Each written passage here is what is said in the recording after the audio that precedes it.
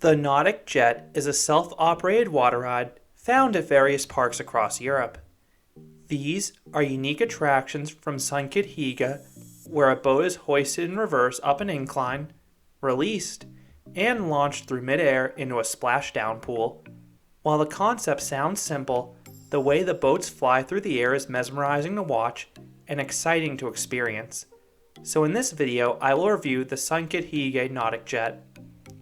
I have encountered two of these attractions in my travels. The first time I rode one of these was at Skyline Park in 2017. And this past summer, I rode one at Wildun Freizeit Park Kloten. Both rides were identical experiences. These attractions are experienced individually. Each boat seats just one person. With a cycle time of just 1 minute, these rides can accommodate roughly 50 riders per hour. That is a painfully low hourly capacity, which is why these attractions are usually found at smaller parks. And that's why some parks like Skyline Park have multiple Nautic Jets in a similar manner to how some parks have multiple S&S towers to boost capacity. Fortunately, I have never had to wait more than 2 to 3 cycles to ride any Nautic Jet.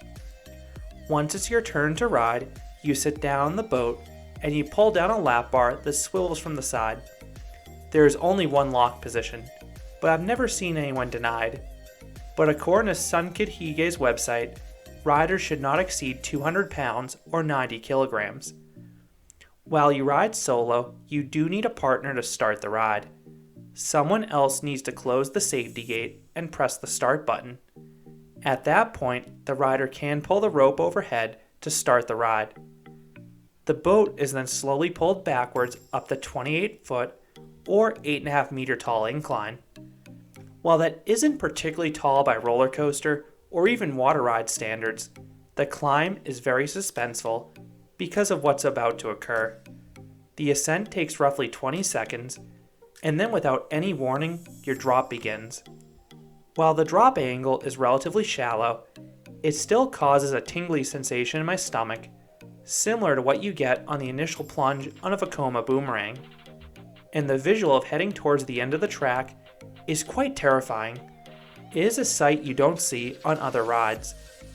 You then hit the end of the ramp and fly through the air like a skier. Your flight may only last a second, but it'll be a memorable second. The world feels like it's traveling in slow motion, almost like when a disaster plays out. But this is no disaster. This is pure fun. While you're going through the air, you're also getting some weak airtime and weightlessness because you're experiencing a true freefall back down into the water. The only thing that breaks your fall is the pool below. And despite the sizable splash, riders will barely get more than a sprinkle. The boat is strategically designed to deflect the splash outwards. After the initial landing, you will bob up and down a few times in the water before hitting the end of the course. The nose of the boat will start to dip down, so you should watch your shoes unless you want to get them wet. You are then hoisted backwards to the start position, ending the experience. So what would I rate the Nautic Jets? I would give these water rides an 8 out of 10. These rides may be short, but they're a rush. The initial plunge is more thrilling than it may look given this ride's height and drop angle. And then the way you fly through the air is a sensation that few experiences, not just rides, can offer. It's exhilarating. These rides are really cool to watch and experience, and I hope to encounter more in my travels. I wouldn't say these rides are worth going out of your way for exclusively, but definitely experience them if you see one at a park. So those are my thoughts on Nautic Jets, the Sunkit Higa water rides found at European parks.